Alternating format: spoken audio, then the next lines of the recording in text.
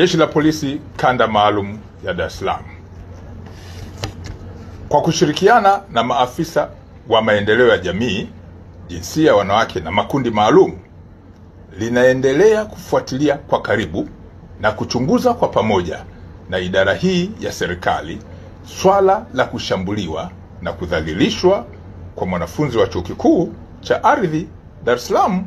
ambaye alifahamika kwenye siku za hivi karibuni kama kwa jina la Magnificat Barnabas Kimario.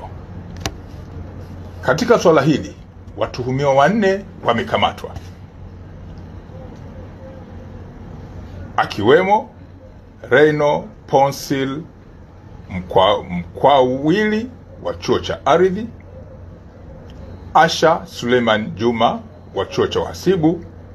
na Mwemba Baton Mwemba maarufu kama Mwijaku wa Dar es Salaam. Watu hawa waliokamatwa ni 3 ambao wanatuhumiwa kuhusiana na swala hili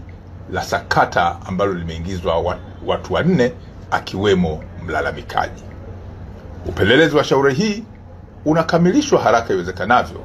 ili mamlaka zingine za kisheria ikiwemo ofisi ya mashtaka iweze kuchambua na kubaini ni shauri lipi ambalo linaweza likasimama kisheria kuhusiana na swala ambalo tunalichunguza. Jeshi la Polisi Kanda Maalum ya Dar es Salaam kwa kushirikiana na wananchi linaendelea kusimamia mifumo ya usalama ya kuzuia matukio ya kihalifu katika maeneo mbalimbali ya jiji la Dar es Salaam. Kwa ujumla, maeneo mbalimbali jijini Dar es Salaam yako salama. Hata hivyo, tarehe 24 mwezi wa 4 mwaka huu wa 25 majira ya saa 5 asubuhi huko maeneo ya Coco Beach, Oyster Bay jijini Dar es Salaam kwenye wilaya ya Kinondoni, mtu mmoja mwanaume anayekadiriwa kuwa na umri kati ya miaka 30 hadi 35 alikutwa akiwa kwenye mchanga wa fukwe wa bahari, hajitambui, huku akiwa amefungwa bandage ngumu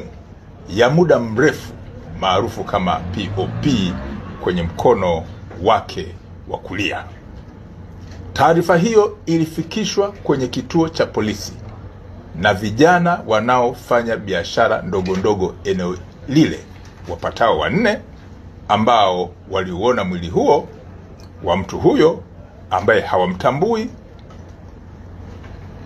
wala hawajui makazi yake ni wapi. Polisi walifika eneo la tukio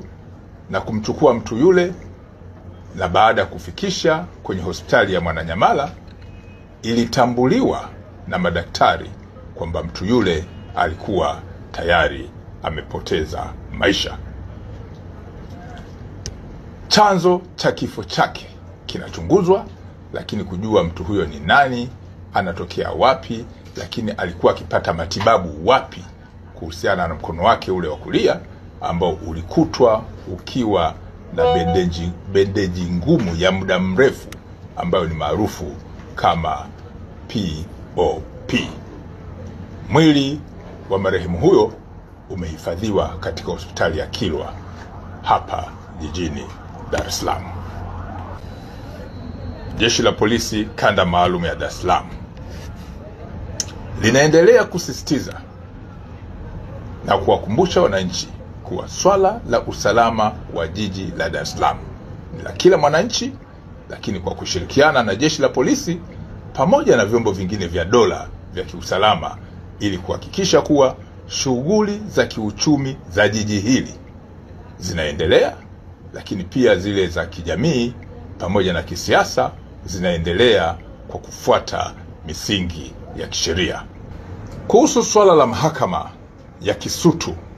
kwa siku ya leo tarehe 24 mwezi wa 4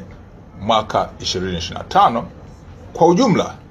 usalama katika eneo lile la mahakama na maeneo mengine ya jiji la Dar es Salaam uliimarishwa kwa kiwango cha juu ili kuhakikisha kuwa shughuli zote za kiuchumi za jiji hili zinaendelea, lakini pia zile za kijamii pamoja na za kisiasa, ambapo vyama kadhaa vilikuwa vikiendelea na shughuli mbalimbali za mikutano yake ya hadhara. Hata hivyo, kutokana na matishio mbalimbali ambayo yalikuwa yametolewa na kupatikana kwa taarifa mbalimbali, jeshi la polisi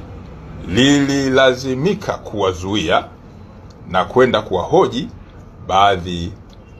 ya watuhumiwa katika matishio ya swala la usalama katika mahakama ile, wakiwemo watu wafuatao. Watu ambao walikamatwa na kwenda kufanyiwa mahojiano kwenye kituo cha polisi cha Oysterbay pamoja na kile cha Mbweni Mabwepande ni pamoja na John Heche, lakini pia John Mnyika, Chacha Heche Seguta, Swezi Dani na Radufu pamoja na James Mseti. Baada ya mahojiano, haki za dhamana kwa watuhumiwa zimewekwa wazi. Jeshi la polisi kanda maalum ya Dar es Salaam litaendelea kutimiza majukumu yake ya msingi ya kuzuia vitendo vya kihalifu na kufuatilia taarifa mbalimbali, lakini huku likizingatia misingi ya haki pamoja na sheria za nchi.